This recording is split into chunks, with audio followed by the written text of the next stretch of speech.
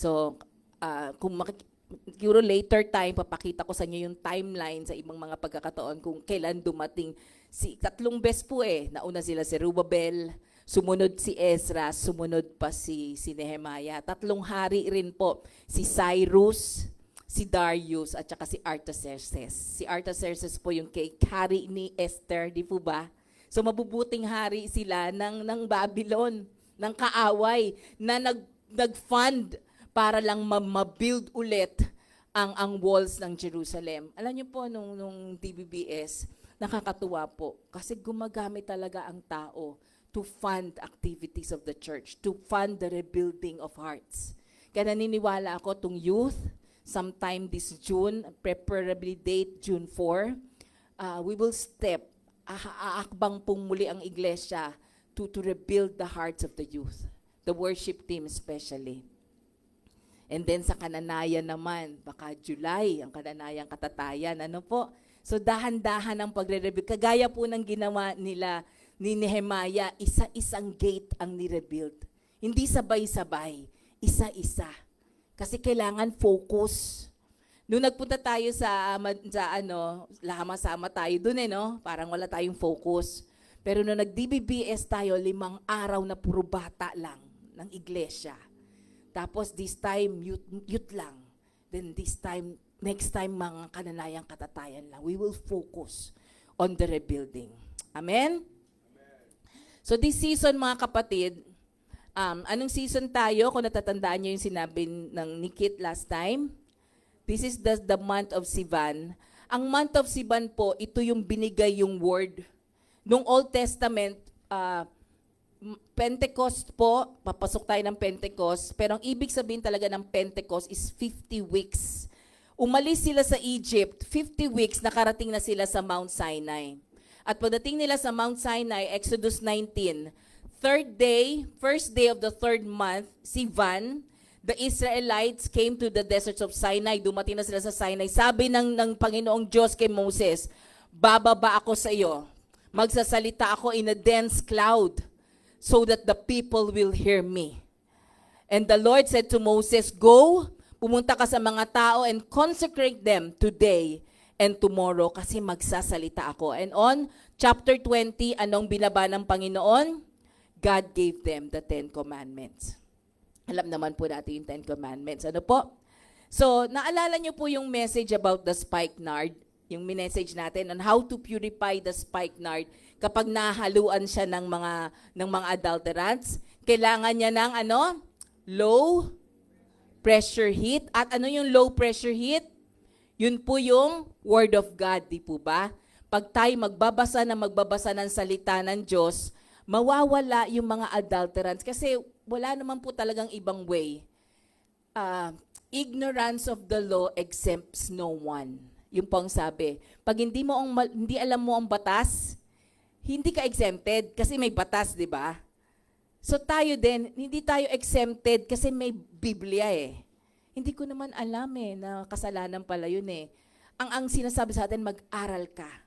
Mag-aral ka para malaman natin ano ang kasalanan, ano ang hindi. So, ang word is the low pressure heat na, di ba po, ganito? Ito siya the low pressure heat. Ito yung spikenard na may halo. Pag inapuyan siya, ano mangyayari mga kapatid? Kakaroon ng usok, vapor. At kukunin yon, mapupunta sa isang lalagyan. Yan po yung nangyayari every time we read the Word. Every time we spend time reading the Word. Nawawala yung mga adulterants. Now, tayo po ngayon, nakakatuwa lang, we're in Nehemiah. I pray na magbasa po tayo ng Nehemiah kasi po nasa chapter 4 pa lang naman maliikli lang naman yung mga chapter. Pag uwi nyo sa bahay, start reading the book of Nehemiah because we are entering a Nehemiah phase. Natutuwa ako kay Brother JR dati, sabi niya, di ba parang Ezra 4 lang tayo na nag-testimony siya about offering. Ngayon po Nehemiah 4 din tayo. At parehong-pareho halos yung sinasabi sa Ezra 4 at Nehemiah 4.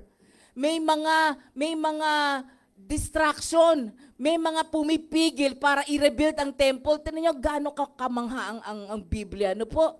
Hindi siya nagkakataon. So we are in a Nehemiah phase, a season of rebuilding and restoration. Kagaya po ni Nehemiah, tayo po ay tinawag, lahat po tayo to rise up and rebuild the walls that have crumbled. Mga puso po, mga kaluluwa, we have crumbled. Yung mga bata, yung mga youth, yung mga adults, we will be rebuilding the gates again. Ang kaaway po, pilit na inukup pa ang mga gates. The altars and the gates, napakahalaga po nun. Sabi natin nung last week, di ba, we have to repair the altars, we have to rebuild the temple, yung pala may mga gates pa rin na nawasak. And the Lord wants wants us to rebuild the gates, to reoccupy the gates na nawasak, the enemy has torn down. And this is the time of spiritual awakening. That tayo po, we will reclaim the authority, we will repair the breaches, we will restore what has been lost. Let's pray for one another, church. Na Lord, you will awaken us. Lord, yung iglesia po, we will reclaim our authority. Lord, please repair the breaches. And Lord, you will restore lahat ng ninakaw ng kaaway sa aming buhay. And this is Nehemiah, mga kapatid. Alam niyo ba ang unang-una niyang ginawang gate? Ang unang-unang gate na ginawa ni Nehemiah is the sheep gate. The sheep gate is the first to be restored, sabi ni Nehemiah 3 verse 1. Yan po ang devotion kahapon. Sabi niya po kay Eliashab, it's a high priest. Sabi niya, let us restore. Kaya sabi ni Eliashab, he arose and his brethren, the priests, and they built the sheep gate. Sabi ni Nehemiah, let us build the sheep gate. At nanguna ang isang high priest, ang pangalan niya Eliashib. Tumawag siya ng kanyang mga kapatiran, the priests, and they built the sheep gate. The priests, the Levites. Ang kanila pong teritoryo ay ang temple. No po? Wala silang ibang lugar sa Israel kundi yung templo na nawasak. And they start rebuilding. They built the sheep gate. Sabihin niyo po, sheep gate. Bakit kaya yun ang una nilang binil? Sometime dun sa Sanchez, na message na to ng Panginoon sa atin, but we forgot. Ano po? Nalimutan na natin. The Lord wants to remind us again. So Nehemiah 3:1, halika, gawin natin ang sheep gates. Bukod sa pagbibuild ng sheep gate, pansinin niyo po, they built the sheep gate, they sanctified it. Wala pong ibang gate na na-sanctify aside from the sheep gate. When we will read Nehemiah, siya lang po ang gate na na-sanctified. And they set up the doors of it. Naglagay sila ng pintuan na wala nang makakawasak, na wala nang makakapasok na iba. The first built was the sheep gate. So, ano ba po yung sheep gate? Yung pong daanan para makapasok yung mga lamb sa city para sa sacrifice. Di pa po yung mga lamb, yung po yung mga sinasacrifice. So, yung pong daanan nila, na papasok sila dun sa sheep gate para po, the only purpose is for them to be sacrificed sa altar. So, the rebuilding began with the restoration of sacrifice. Sabihin niyo po, restoration of sacrifice. So the Lord will restore the sacrifice. So before walls were built, worship. So hindi nila inuna yung wall pala. Ang inuna nila yung ihahandog sa altar. Ang pagsamba. Sasamba muna sila. So kailangan ni may hain. Ang hain ang mga lamb. Kailangan magawa yung pintuan para makapasok yung mga lamb. para meron na silang panghanda, pang-alay sa altar, worship. Before they built the walls, they started to worship. This is the season po na tinatawag tayo lahat ng Panginoon to holiness and into intimacy. Just like the spikenard, gusto ng Lord pure tayo. Gusto ng Lord banal tayo. Gusto ng Lord malapit tayo sa Kanya. And He is calling us back to the altar. I'm imagining myself na isa ako dun sa mga tupa na pumapasok dun sa ship gate.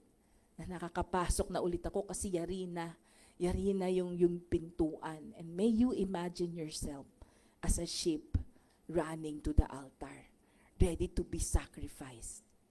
Offer yourself as a living sacrifice, holy unto the Lord. Let's run back to the altar. Alam niyo po, there's so much exposure in the church, no? Sinasabi po ang mga basura ng iglesia. Not because God is absent in the church. Maraming dumi sa iglesia, no po? Maraming kasalanan pa sa lahat ng iglesia. Bakit ganon? Why is God exposing the dirt inside the church? Kasi ba wala ang Diyos sa church? Because God is purifying. God is cleansing. No po, naalala si Jesus nung pumasok sa templo, nakita siya ng dumi.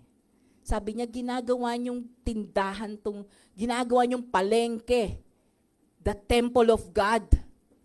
My house will be a house of prayer. So God is exposing something in the church.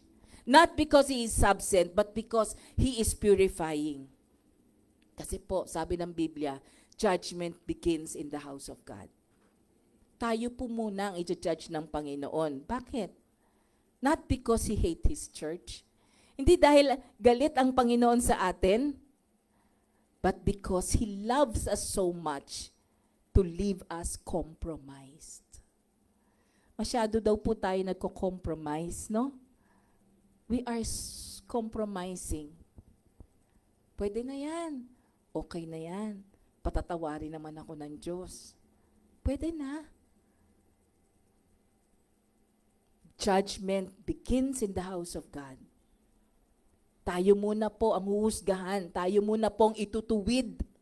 Kasi mahal na mahal tayo ng Diyos, ayaw niya na nagko-compromise tayo. Say the word compromise. Panginoon, tulungan mo po ako not to compromise. Alam niyo po, Sivan, not just the word. Kasi po, ang Sivan po is the giving of the word in the Old Testament at in the same day sa New Testament, it is the outpouring of the Holy Spirit. Kasi po, every Pentecost, it's a feast.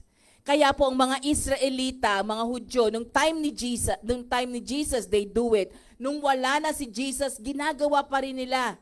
In Acts 2, when the day of Pentecost came, si Jesus po naka-ascend na po sa heaven ito.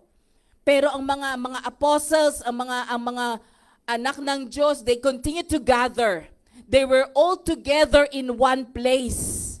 And then a sound like the blowing of a violent wind came from heaven and filled the whole house. The whole house, and they saw, nakita nila kung yung mga dila ng apoy. At ang dila ng apoy na yon pumunta sa ulo ng bawat isa, and all of them were filled with the Holy Spirit. On Friday po, will be the last Friday. Tama po ba? Friday na po ba yung 29? It will be the last Friday of the month. And every last Friday po, sabi natin, we will gather here dito sa church to pray. Yung overnight prayer. But this Friday will be very special. Kasi po pupunta tayo dun sa prayer tower na ginawa ng isang anak ng Diyos. Marami lang siyang pera. Gusto niya lang yung pera niya ibigay sa Panginoon. And he built a tower, a prayer tower, para kahit sinong iglesia na gustong manalangin doon, pwede. And this Friday is our time to go there, to pray. Hindi nagkataon, ano? Hindi naman, kasi parang, hindi naman pinlano talaga. But this is the season of Pentecost. They gather together to pray. Baka yun po yung panahon na madadama nating muli ang pagbuhos ng banal na Espiritu. So I'm inviting everyone po. Pwede po magdala ng sasakyan. Yung sasakyan ninyo, you can ask somebody to be with you. Doon po tayo, kahit ilan, pwede doon. Kahit malikonti pa tayo eh. Marami pong kwarto doon. Kung maantok po kayo, may pwedeng tulugan. Be with us po. Sama-sama po sana tayo itong Friday. Matatanda, mga bata, pwede po malilit, pati kids. Let's be together there and await what the Holy Spirit will do on that day. Amen? Balikan natin yung spikenard, no? Alam niyo po, nung naging vapor siya, the spikenard and water vaporize. Yung kasama ng spikenard, may kasama pala siya doon tubig. Kasi nagiging usok, di ba?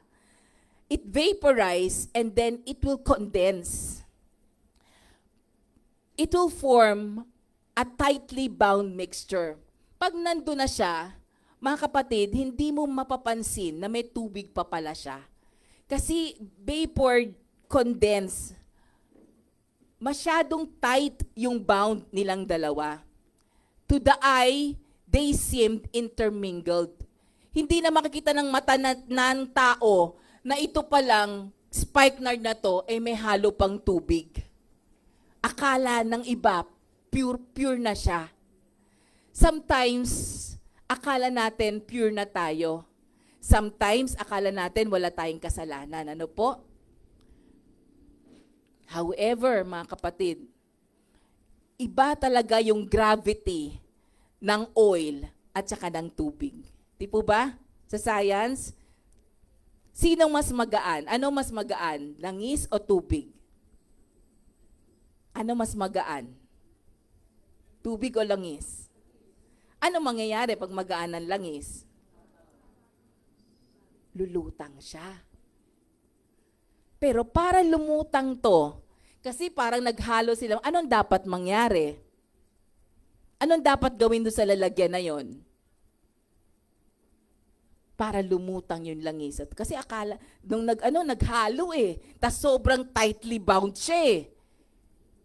Pero, dahil mabigat ang tubig, sa ilalim siya at iibabaw ang langis, anong kailangan mangyari doon sa lalagyanan na to? Para lumutang ang langis.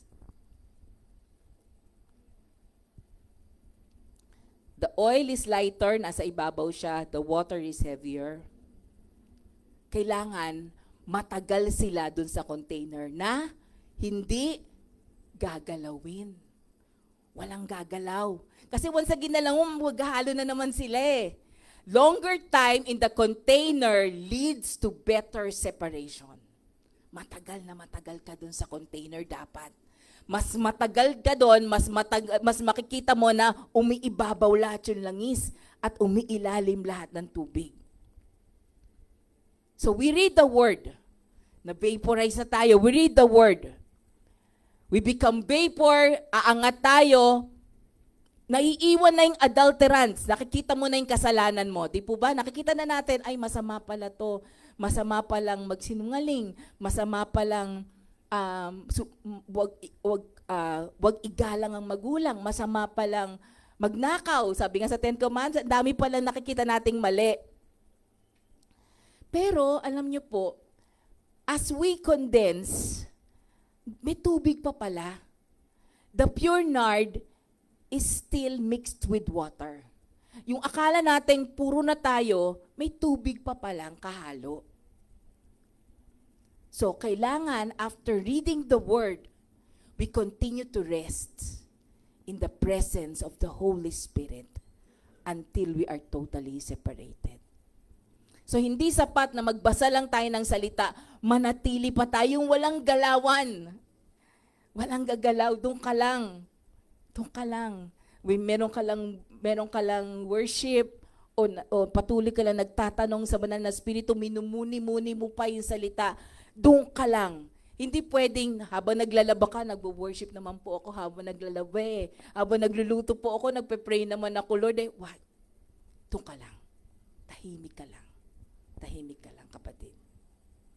Because the longer time with the Holy Spirit will restore purity in our lives. If we really want to be pure, we stay alone, unmoved in the presence of the Holy Spirit. If we walk in the Spirit, we will not gratify the desires of the flesh. Gusto ng Panginoon, ikaw lang at siya. The Spirit. Longer time with the Holy Spirit. Yung sinasabing soaking, we soak. We soak. Hayaan lang natin at siya po yung gagawa. When the Holy Spirit came upon them, ano nangyari? There was power. Power. Yung kapangyarihan pa lang yun, mga kapatid. It's the power to resist the flesh. Ang pinakamatinding kaaway po natin ay ang laman natin. Pag sumaatin ang banal na Espiritu, He will give us the power to resist the flesh, the carnal man, so that we can live in the Spirit. Sheepgate, mga kapatid. Hindi po daw tayo pwede mag-rebuild without purity. Gustong-gusto ng Lord yung purity sa atin. Sabihin mo sa katabi mo, purity. Tapikin mo yung katabi mo, purity. Gusto ng Panginoon maging banal ka. Maging banal ako, maging banal tayo lahat kasi hindi tayo pala pwede mag-rebuild without purity, mga kapatid. We cannot be holy and compromise. Hindi pwedeng banal tayo, di ba sabi nga doon sa kanta, linggo lang, and then Lunes hanggang Sabado, nagkakompromiso na tayo. Mamaya lang, ano nang gagawin mo? Hindi pwedeng holy and then nagko-compromise ka. Yung mga mali, gagawin mo kasi okay lang kay Lord June. Mahal naman ako ng Lord. Patatawarin. Magsasorry na lang ako pagkatapos. That's compromise. Although the Lord will forgive, pero may consequence yan, mga kapatid. Pero ayaw ng Lord June, alam niya naman ang puso mo eh. But the Lord will teach us, kagaya nung una, no, yung freezing point, deep freezing, dadaling ka doon ng Panginoon. Masasaktan ka para matanggal yung impurity. Because we're compromising. So hindi pwedeng holy and then compromising. We cannot pray for revival. Sino gusto ng revival? Tapos ayaw natin ng cleansing. Ayaw nating papalinis. We cannot do that.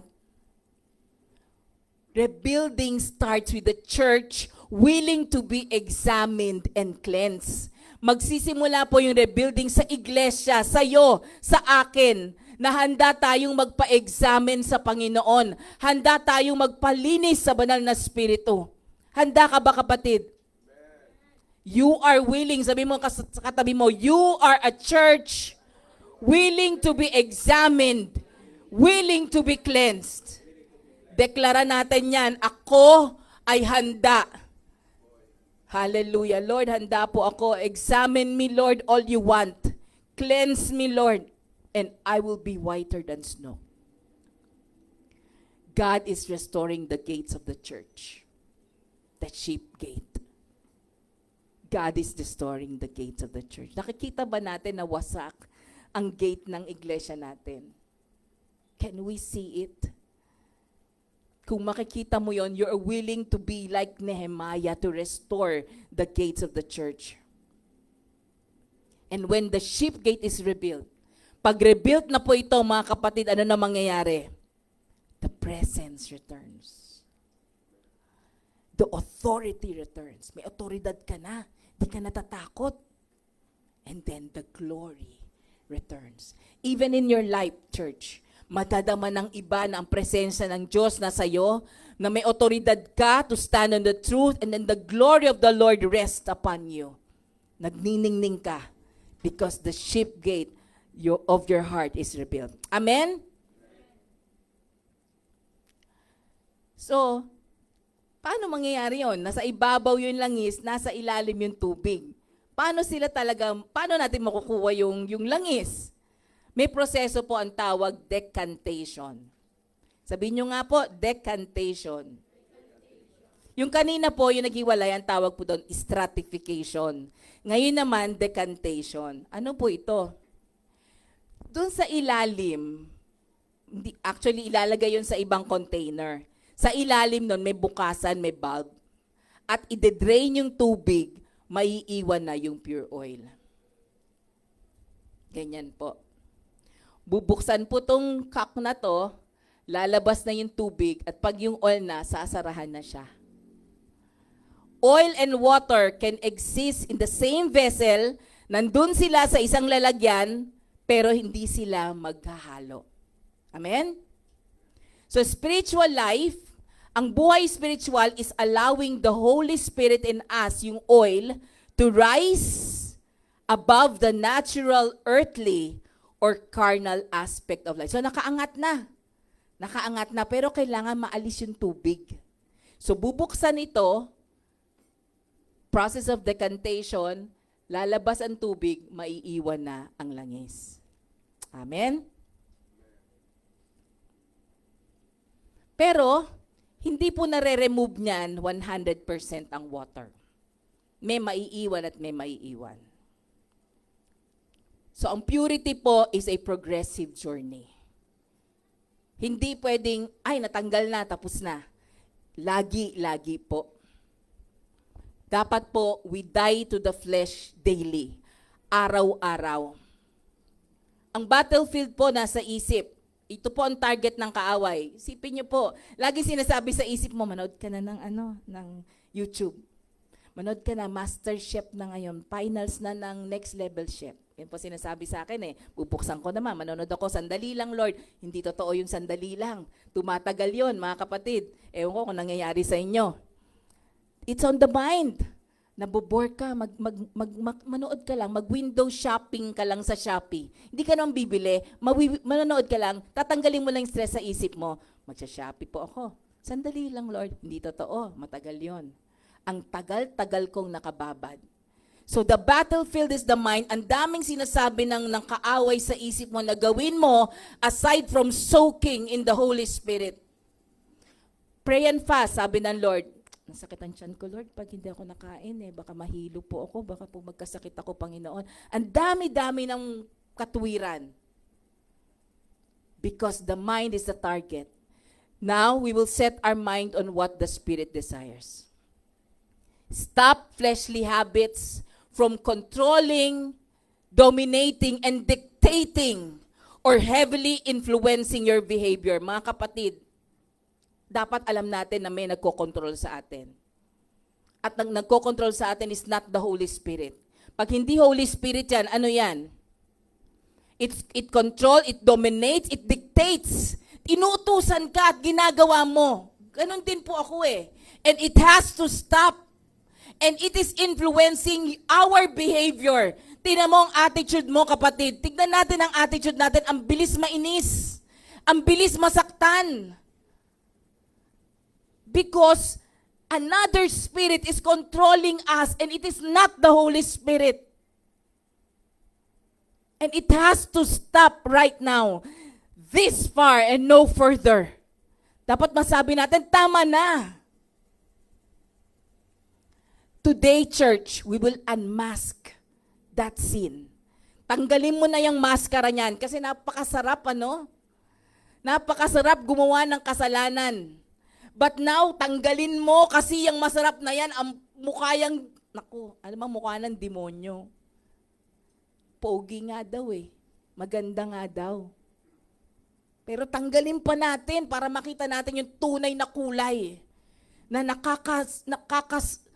rumal-dumal na itsura ng kasalanan. We unmask the sin, wag natin siyang papasukin, nasa gate pa lang siya, stop any opening. Sa gate ng heart, kailan? Nasaran ko na po, okay na. Moment by moment. At magagawa lang po natin yan by prayer and by fasting. Ano bang fasting? Wag na sa pagkain, kapatid. Wag mo nang simulan sa pagkain. Simulan mo na muna dun sa ibang bagay na pwede mong ipag-fasting. Magtulungan tayo mga kapatid. Manalangin tayo sa bawat isa. Let's fast in social media. Let's fast sa telenovela, sa palabas sa TV, sa panonood ng kung ano-ano. And then let's continue to fast with the things that hurts our body. Mga soft drinks. Mag-ano lang tayo ng konti sa mga sweets, mga meat. Ang hirap, no? Ang hirap. Kasi gusto natin yon. Gusto yun ng laman, mga kapatid. Ayaw ng spirito noon eh. Pero gusto yun ng laman. Alam mga kapatid, sabi ng Romans 6:11, consider ourselves dead to sin, but alive to God in Christ Jesus. Para bang sabihin natin, Lord, patay na po ako sa mga bagay na yan. Kaso lang nga, nawasak yung ship gate no? Nagustuhan natin ulit. Nagawa natin ulit. Mas maraming panahon tayo maglaro sa cellphone, sa games. Okay lang yan. Okay lang naman yan eh. Yung nag-o-okay na yan sa isip mo, alam mo na kung sino yan, kapatid. Pero patay na tayo doon, namatay na tayo doon, di ba? Ayaw na natin yung dati. Alam nyo, meron ako narinig na kanta, yung kanta ni Gary Valenciano, yung gaya ng dati. Dati-rati. Ewan ko kung narinig, pakinggan nyo mamaya. Dati-rati, ang tinig ko, ang gusto mong marinig. Akala mo love song yun nung una eh. Dati-rati. Ewan ko, pakakanta ni Kelma, hindi niya alam, hindi pa siya buhay nung kantang yon. Pero narinig ko lang, natatanda niya yung song, paki-search nga yung dati-rati, yung lyrics. Dati-rati, parang sinasabi, ang Lord yung kinakausap ka, dati-rati akong gusto mong unahin eh. Dati-rati ako eh. Nagawa natin yun mga kapatid dati. We are dead to sin and we are alive to God. But since we are living by the Spirit, let us follow the Spirit's leading in every part of our lives. Dapat po, masunod natin ang banal na Espiritu sa bawat aspeto ng ating buhay. Amen? Amen. So mga kapatid, ito po yung summary ng message natin. We have to rebuild the sheep gate. And now is the month of Sivan. Binigay po ang word. And there is the outpouring of the Holy Spirit. Binigay po ng Lord ang instruction through the word and the Spirit so we can follow His instruction. So hindi lang salita ang binigay ng Panginoon, ang kanyang banal na Espiritu. The word is Jesus Himself, no? Sabi niya, huwag kayong mag-alala when I go. Iiwan ko ang tutulong sa inyo. It's my Holy Spirit. It's Jesus and His Holy Spirit. God's Holy Spirit. He gives us instruction to His Word. He gives us the Holy Spirit, the power to follow His instruction. Amen? Ezra and Nehemiah rebuilt the walls of Jerusalem. And they first rebuilt the sheep gate. And the Lord will rebuild the gates of our hearts today. So bakit sheep gate? Kasi before walls, there was worship. Gusto ng Lord, ibalik tayo sa holiness. Gusto ng Lord, back to intimacy, back to the altar. God is purifying. Isang dahilan, one reason we are seeing a wave of exposure in the church, ine-expose ng Lord ang church, hindi dahil wala siya, but because God is purifying the church. Today is an invitation into deeper cleansing church. Gusto tayong linisin ng Panginoon.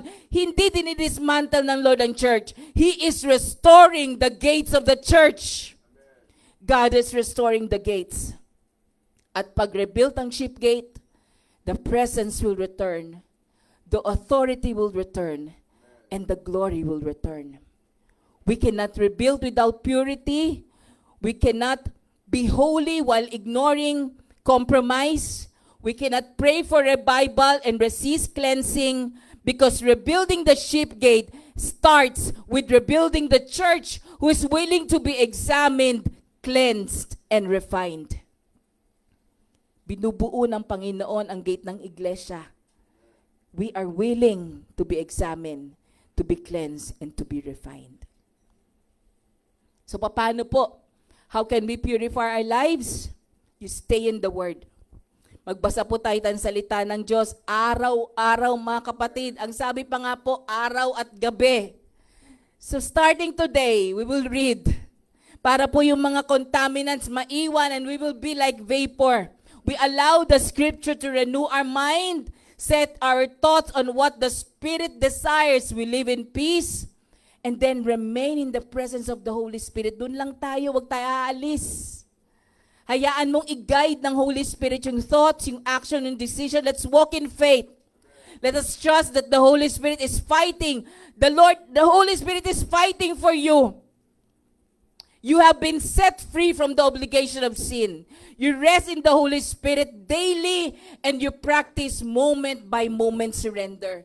Hindi pwedeng po nakapagbasa ka na ng Biblia ngayon, nakasoak ka na, okay ka na, gagawa ka na ulit. Hindi mga kapatid. Moment by moment.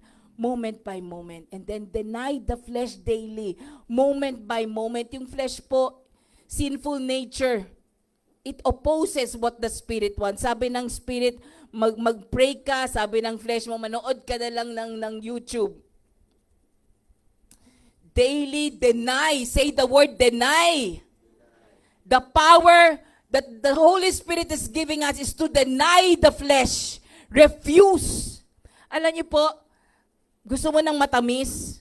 Para mawala po yung craving, huwag kang kumain ng matamis. Kasi the more you eat sweets, the more na magke-crave ka ng magke-crave sa matamis.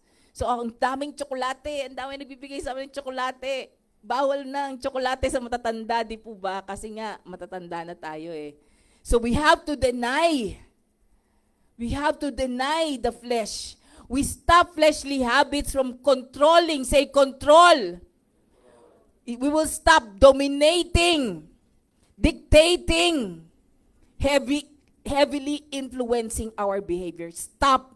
Hindi na tayo makokontrol, hindi na tayo madodominate, hindi na tayo madidiktahan, hindi na tayo mai-influensahan ng ating laman. And then we will unmask the sin. We will not allow him to enter. Because moment by moment, we will be praying and fasting. Anong sabi ng banal na Espiritu? Cease not to pray. Pray without ceasing. Manalangin ka ng walang patid. Manalangin ka ng walang patid. After you stop, andun ka, nag-soak ka sa banal na Espiritu ng mga 1 oras, then kailangan naman natin magtrabaho na, no? Patuloy tayo na nanalangin. Patuloy pa rin tayo na nanalangin. And then guard our mind. Because battlefield is in the mind at ang utak mo po ang target. Set your mind on what the Spirit desires rather than on what your flesh desires. Guard your mind. And then, we must know that purity is a process. Proseso siya mga kapatid. Hindi pwedeng isang click lang pure ka na. Hindi po. It's a progressive journey, not total perfection. So do not judge one another. O ba't siya? Kakagaling niya lang sa ganyan na naman siya. Hindi po mga kapatid. Tayo na lang tignan natin because it's a progressive journey, daily, moment by moment, sanctification. Decantation po yan. Rarely removes 100% of water. Pero we just allow ourselves to be continually cleansed by the Lord, refined and restore. God will cleanse us, God will refine us, God will restore us. Amen? So spiritual life, hayaan mo pong umangat ang banal na Espiritu above the carnal aspects of life. Paano mangyayari yon, mga kapatid? We stay in His presence. Walang galawan. Walang gagalaw. Patay ang cellphone. Kahit mag-ring, hindi mo sasagutin. Kahit may message, hindi mo titignan. Walang galawan. Dun ka lang. Nagme-meditate. You just keep quiet. Be still and know that the Lord is God. And that let's allow Him. Hayaan mo siya. Hayaan mo siyang mag-angat nung banal na Espiritu. The Spirit in you. And then maiwan yung tubig sa baba. Let us daily surrender Let's ask the Holy Spirit to guide our day. Let's yield to the will. Choose faith over feeling. And then, walk in obedience. Depend on His strength, not your own. The power of the Holy Spirit. Sabay-sabay po natin bigkasin, mga kapatid. Lord, rebuild the sheep gate in us. Make us a people who welcome examination, cleansing, and refinement. Sabay-sabay, kapatid, restore worship, holiness, and intimacy with you. May your word and your spirit lead us into revival, purity, and glory. Let's memorize Psalm 51:10. Create in me a clean heart, O God, and renew a right spirit within me. Ito po si Pastor.